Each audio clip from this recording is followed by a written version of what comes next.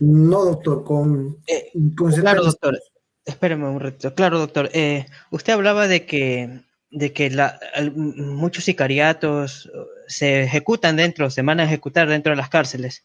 ¿No? Pero, ¿qué hacer para detener esto, doctor? A ver, Estos temas tan horrorosos que usted nos estaba mencionando. Yo pensaba que era un tema un poco más, no tan complejo como el que usted nos está mencionando. O sea, es algo de asombrarse. así es. A ver, para mí el motor generador de todo este proceso de delincuencia organizada está muy relacionado con el tema del tráfico de drogas ilegales, ¿ya? Que Ecuador, como dije hace un momento, principal exportador de cocaína a América Latina. La economía mundial, la segunda economía mundial subterránea, para tener idea del contexto de que estamos hablando, se maneja vía cocaína y otro tipo de drogas duras como esa, como heroína, etcétera. Eso mueve alrededor de un poco más de 500.000 millones de dólares por año. Hay por ahí alguna publicación mía de 1999, debió ser un libro que se llama Cárcel y Droga. Yo allí hablaba de 110.000 millones de dólares por año. Es decir, en 20 años, ¿verdad? De 110.000 millones se ha quintuplicado el manejo de esa economía. Y de paso, yo soy muy enfático, yo sigo sosteniendo la única salida razonable al tema de las drogas ilegales es justamente la legalización. Sobre eso han coincidido en su momento premio Nobel como Gabriel García Márquez, en su momento Milton Friedman, de la Escuela Liberal de Chicago. Él decía, la prohibición que tiene costo, y ese costo ahora te viene en una estructura de criminalidad organizada como la que soportamos. Pues bien, Estados Unidos en 1919 dictó una enmienda. ¿Para qué? Para legalizar el alcohol. ¿Ya? Primero dicta la enmienda, estaba legalizado por aquel momento. La primera enmienda va en la línea de la prohibición, ¿ya? Por los costos que se decía. Y el movimiento de mujeres fue formidable. Hay alguna serie de documentales, cómo plegó el movimiento de mujeres para conseguir que finalmente se dicte la enmienda. Se prohíbe el alcohol. 14 años dura la prohibición. ¿Por qué? Por el nacimiento de una mafia organizada ítalo-norteamericana, muy violenta para aquella época. Y entonces decide Estados Unidos, es la única enmienda que es replanteada. Y después de 14 años, en 1933, se da paso a una nueva enmienda donde se entra en la legalización del alcohol. Y claro, se escriben dos argumentos. Primero, que va a haber control de calidad, y segundo, que el Estado se va a beneficiar con pago de tributos. Mire, Estados Unidos, que tiene muchas cosas interesantes, en algunas podemos estar de acuerdo y en otras no. Ese es el ejercicio de la democracia también de opinión. Pero, ¿por qué no puede controlar el tráfico de armas? La producción de armas. Es la primera economía mundial subterránea. El tráfico de armas genera más de 800.000 millones de dólares por año. Pero, ¿quiénes son los países en el mundo que pueden producir armas? Las grandes potencias o muy industrializados como Estados Unidos, Alemania, Rusia, aquí entra en juego también, por supuesto, por su famosa metralla UCI, Israel, eh, incluso Italia con armas, las PPK, etcétera, las Walter, y Alemania, por supuesto. Entonces, ¿y por qué allí no hay muertos? Y siguen habiendo muertos con frecuencia, los trastornados. Era muy liberal antes poder comprarme en Estados Unidos, ahora supuestamente está un poco restringido. Pero cuando se dictan reglas un poco exigentes, ¿qué es lo que se da paso? Se da paso a la clandestinidad. Se puede comprar armas de contrabando o armas robadas. Y es un problema muy serio. Está en la segunda enmienda. ¿Y por qué no se puede una enmienda revisar en Estados Unidos como esa? Porque yo además he hecho estudios mi posgrado es en Derecho Constitucional precisamente. Y cuando he podido estudiar el sistema norteamericano y las enmiendas, la segunda enmienda garantiza el derecho del ciudadano norteamericano a tener, a portar armas, a portarlas, ni siquiera tenerlas guardadas, a portarlas, a exhibirlas. ¿Por qué razón? A veces se ha dicho que es en defensa de la propiedad, que es en defensa de la seguridad personal. No, va más allá. Tiene que ver con la defensa de la democracia. Y eso lo dijeron los padres fundadores de la democracia en Estados Unidos en su momento, como el mismo Washington. Dijeron, si es que hay armas en un pueblo muy bien armado, ¿qué va a impedir? La posibilidad de una dictadura. Por eso nunca había una dictadura militar en Estados Unidos. ¿Por qué? Porque hay un pueblo que está armado. Y además tratar de evitar que en algún momento, Estados Unidos, ¿qué fue? Era colonia de Inglaterra. Y lo que se trata de evitar es que se convierta en una nueva colonia. Eso ya no va a ocurrir. Pero esa es la razón de la segunda enmienda. Por eso nadie puede tocar. Se hacen controles de armas, restricciones, pero la segunda enmienda está vigente. Es un problema complejo, porque, por ejemplo, los carteles colombianos y los mexicanos, ¿de dónde se proveen de tantas armas? Del tráfico de armas. Entonces, por eso ese híbrido en Colombia asociado al tema de la violencia. ¿Por qué? Porque en un momento dado, a ver, se crean los paramilitares como fuerzas de defensa. ¿Por qué? Por el tema del secuestro en Colombia. Secuestraban la FARC, el ENL. ¿Qué pasa allí? Los dueños de la gran producción cocalera en Colombia, tenían un laboratorio Tranquilandia, no sé cuántas toneladas producía por semana. ¿Qué deciden? Negociar, pues, con los carteles, negocian con la guerrilla colombiana y se convierten en socios del negocio. Ya no secuestran a nadie más. Por eso la guerrilla colombiana llegó a tener, era un ejército regular. El ejército más fuerte llegó a tener más de 25,000 hombres que eran pagados, porque eso cuesta. ¿De qué van a vivir? Es un ejército como un ejército regular. Ni siquiera digo de mercenarios, un ejército que combate en línea equivocada, pero que ha estado combatiendo más de 40 años. ¿De dónde salía el recurso? De la droga.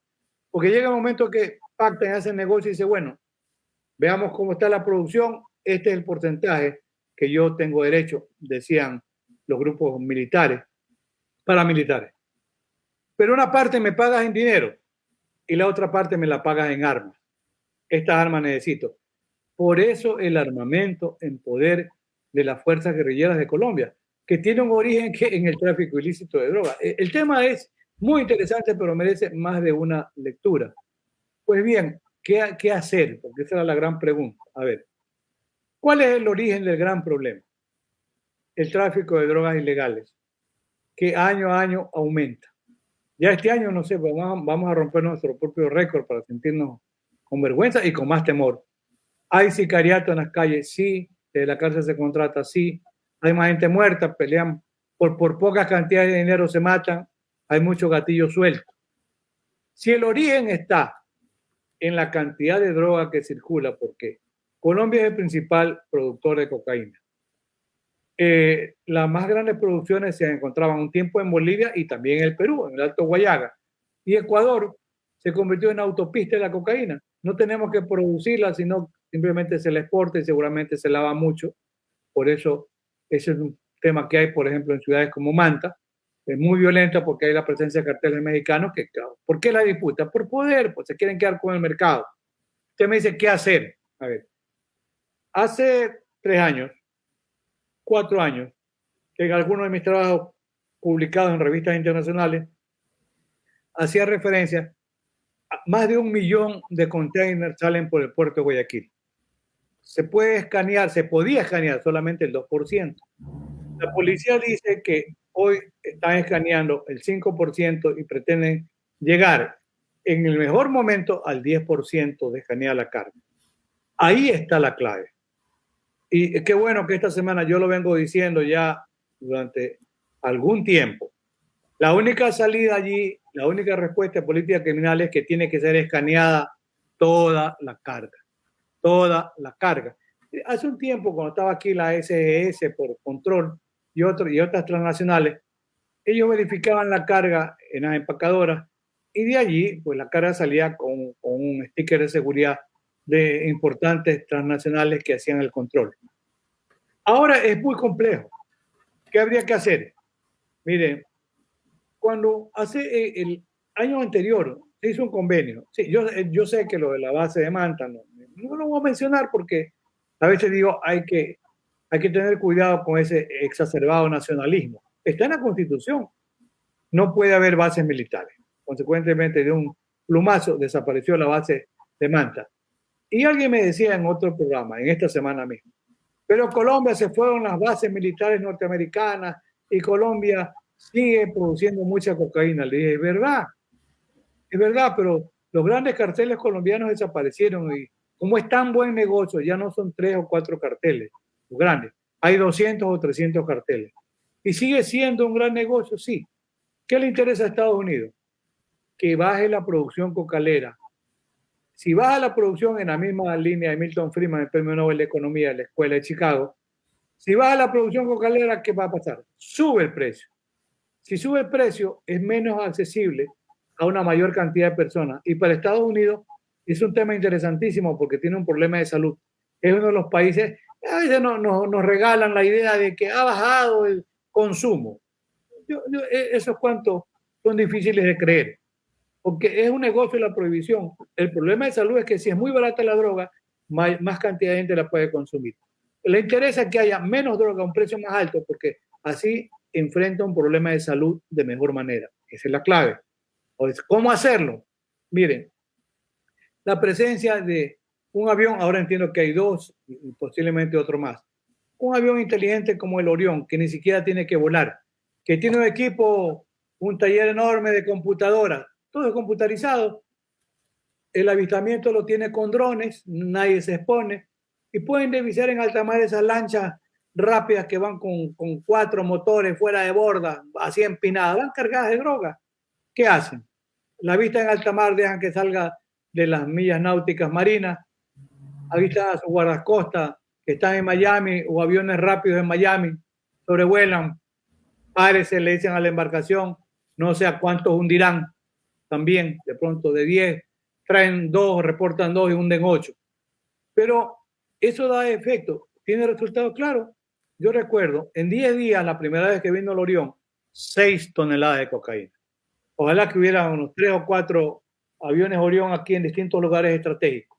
1, 2. Hay que controlar a los controladores. Si me dicen cómo, primero hay que escanear toda la carga en puertos como Guayaquil, Manta. He leído que al parecer en Pozora, como es un puerto muy moderno, el de Aguas Profundas, parece ser que se escanea casi toda la carga. Entonces, ¿qué están revelando? Que no va a salir la droga desde el puerto de Pozora, pero en alta mar es contaminada la carga. Ese es otro rollo, porque vuelan los candados de seguridad, mandan a hacer con la misma numeración. Yo he leído muchísimo y he revisado muchos casos donde sale la carga revisada aquí, 0 droga, en alta mar es contaminado el container por donde funciona la zona de frío, encuentran cómo entrar, bajar, rompen los candados de seguridad, meten 1 o 2 toneladas de cocaína y sigue la carga a su marcha. O sea, en alta mar se sigue contaminando la carga. En los aeropuertos es difícil mandar toneladas de cocaína, pero ahí funciona el tráfico más hormiga, ¿ya? Que se pueden mandar en maleta 18 o 20 kilos, porque ¿cuánto cuesta una tonelada de cocaína en Europa? Ahora está costando 60 millones de dólares. Es impresionante. Hace 3 o 4 años costaba 50 millones, hoy ya está en 60 millones. Si se escanea toda la carga, y claro, yo dije, ¿quién controla a los controladores? Es sencillo. Hay que reactivar el convenio, que no se ha roto, con la DEA, la Policía de Estados Unidos, que se encarga del control de drogas. Yo no conozco casos, sinceramente, que involucren actos de corrupción a gente de la DEA. Podría haberlo, pero generalmente es una policía incorruptible, que es importantísimo, que ya estuvo en Ecuador. Y en esa época no salía tanta cocaína de Ecuador. Yo creo que la respuesta está por allí. Hay que ejercer un control adecuado en la carga que está en los puertos y aeropuertos. Les cuento un hecho real, doloroso. Un capitán de navío que dejó la Armada del Ecuador, hombre muy serio, probablemente por eso le cortaron la carrera, no ascendió, fue contratado como jefe de seguridad de una de estas compañías que hacen el almacenamiento de los contenedores. ¿Y qué pasó? Que este capitán, como ya en el rango de capitán de navío le dicen comandante, Él estaba encargado de la seguridad, pero empezó a entrar en sospecha de algunos contenedores. Le dio aviso a los gerentes extranjeros de la compañía y le dijeron, usted no se meta, comandante. Para usted no lo contratamos para eso, usted lo contratamos para que vea la disciplina, haga hacer gimnasia al personal nuestro, pero esa no es su tarea. Pero este comandante ya retirado siguió hurgando en la idea. Como yo digo, se encontró un capitán de la policía, que sí hay gente honesta, por supuesto que sí lo hay. Hicieron el seguimiento, se cayó 1 tonelada de cocaína. Le llamaron la atención severamente los dueños de esta empresa y la respuesta es que después de menos de 2 semanas, a este capitán retirado de la Armada del Ecuador, cerca donde yo vivo, McDonald's, 7 de la noche, lo balearon. 2 sicarios jóvenes de moto, 8 o 10 tiros. Alcanzó a llegar, más cerca vivía él. Estaba en un carro usadito de segunda mano. No tenía el dinero, no había hecho fortuna. Lo mataron. Esa fue la respuesta del narcotráfico. Entonces, la presencia de una policía como la de la DEA es importantísimo, es fundamental, no le cuesta nada al Estado. Con más razón ahora que el presidente Lazo está en muy buena relación, así como nos regalan vacunas. Pues bien, simplemente que se reactive el convenio con la DEA para que la DEA esté en el sitio de inspección de la carga. Si se escanea toda la carga, el momento que se empieza a caer mucha droga, a los carteles dueños de la droga no les va a interesar seguir desde Ecuador enviando cocaína. Si tiene más cocaína Colombia, es problema de Colombia. Pero por lo menos Ecuador va a tener un espacio, para mí, de recuperar su derecho a la seguridad ciudadana.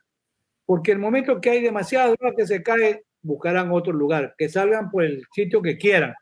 Si el principal puerto de salida era Buenaventura en Colombia, ¿por qué prefieren ahora Ecuador y no Buenaventura? Porque probablemente en Buenaventura ya hay un mejor control. Pues. No sé si porque están los norteamericanos, quien esté. Ah, están allí, pero pasan pues. Pasan por la frontera la droga y aquí sí hay gente capaz, otros termocastros, ¿no? Capaces de poderla llevar a sitios seguros, y él lo hacía incluso con camiones del ejército, le pagaban $100 el kilo, eran $100,000 por 1 tonelada, que son 1.000 kilos, por 10 toneladas era $1.000.000, 100 toneladas eran $10 millones solamente por transportar la cocaína en camiones del ejército. Esa es la dura realidad. Y en ese trabajo de la BBC de Londres, que no es de ahora, es de hace 2 años, ahí están los datos, incluso de un capitán de la Armada que era parte de la seguridad presidencial, también lo cogen con 20 kilos de cocaína. Recordemos qué pasó en Manta. Pues. En Manta, después que dejan la base de los norteamericanos, ¿ya? ¿Qué ocurrió? Encontraron enterrada en Manta 1 tonelada de cocaína en el sector de la Fuerza Aérea. Se puede enterrar 20 quintales de cocaína solamente porque 2 sargentos o cabos eran los dueños de la droga o era con conocimiento de mandos superiores, no lo sé. Pero ya ni sabemos qué pasó. 1 tonelada de cocaína enterrada en la base aérea en Manta. Esa es la dura y cruda realidad. Mientras esto no tenga una respuesta adecuada de parte del gobierno, que esta respuesta es urgente, es la única manera. Ya, y el tema de la cárcel, pues. El control tiene que ser permanente y sostenido. Tiene que proveerse el sistema carcelario de los guías penitenciarios. Los guías penitenciarios tienen que estar provistos de armas para poder repeler incluso una agresión. Miren, en las cárceles más modernas, Estados Unidos invirtió mucho en el sistema carcelario. Yo he visto indicadores, Neil Christie, un gran criminólogo noruego, hizo un trabajo de investigación para Naciones Unidas. Estados Unidos invirtió en un lapso no muy largo, más de $200.000 millones en mejorar su sistema carcelario. Y hay cárceles muy modernas, donde ya ni siquiera los guías penitenciarios tienen que enfrentarse físicamente con los internos. Todas las puertas se cierran y ahora es fácil con la tecnología. ¿Ya? Por vía electromagnética se abren y se cierran. Acuérdense que el problema ahí es que queman colchones para los reclamos carcelarios, etcétera. Pues bien, bueno, ¿qué se hace ahí? Como en los hoteles 5 estrellas, hay dispersadores de agua en el caso de conato de incendio. Y cuando el enfrentamiento es mayor porque los guías no se exponen, están cerrados los internos, pero sumamos que pueden desbloquear puertas. ¿Qué es lo que va a pasar ahí? Hay, parecería, campos modernos de concentración, como los campos de Auschwitz. ¿Qué hay? Rocían gas vomitivo y diarreico. Fin de la historia. Se terminó la pelea de los presos. Eso tienen las cárceles más modernas en Estados Unidos. Bueno, no digo que nosotros no sé si tendremos recursos para hacerlo eso, pero sí se puede mejorar la situación carcelaria. Están identificados quienes siguen manejando la estructura mafiosa dentro de la cárcel. ¿Qué hay que hacer? Ellos tienen que ser aislados. Pues. No se puede mantener el mismo nivel de organización criminal porque esto hace que se rearme. Aquí recuerdo que en Guayaquil una directora de la cárcel, una socióloga muy seria, cometió el error, ella era socióloga de la cárcel, le encargaron la dirección y cometió el error de que hicieron operativos, incautaron en ese tiempo, pues, 4 o 5 kilos, eso hace ya 8 o 10 años de cocaína, y ella tenía la cocaína incautada, fue y le reclamaron. Alguna vez alguien me dijo que era el propio cubano, que le dijo, señora, devuélvame la cocaína. ¿Cómo le voy a devolver si eso fue incautado? Señora, devuélvame la cocaína. Usted hace cosas que no tiene que hacer aquí. Bueno, no devolvió la cocaína. Revisen la historia. A esa directora de la cárcel, que es una socióloga, iba a su domicilio en un carrito del sistema penitenciario. Esperaron que llegara cerca de la casa y la barrajaron a tiro y la mataron. 8, 10, 15 tiros. Sí, eso ha pasado con algunos directores de la cárcel. Y otros directores de la cárcel, algunos han terminado presos por actos de corrupción, porque venden las celdas, porque cobran por teléfonos celulares, por ingreso de armas, por ingreso de prostitutas, por ingreso de alcohol.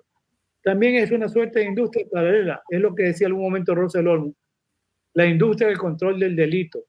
También es funcional para que haya personas que no se comprometen con este nivel de inseguridad y lo que van a hacer es que se van a beneficiar.